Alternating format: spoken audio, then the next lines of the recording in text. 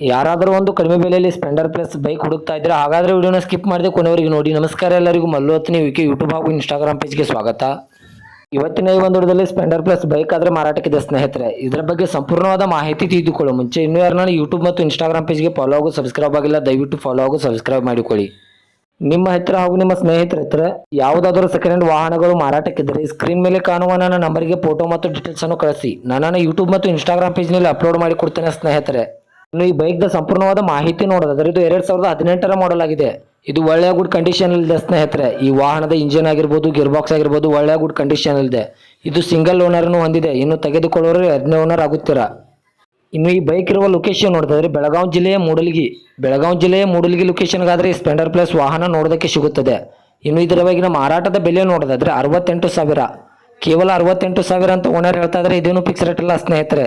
ನನ್ನ ಇನ್ಸ್ಟಾಗ್ರಾಮ್ ಅಕೌಂಟನ್ನು ಫಾಲೋ ಮಾಡ್ಕೊಂಡೋದ್ರೆ ಇನ್ನೂ ಕಡಿಮೆ ಮಾಡಿ ಕೊಡ್ತಾರೆ.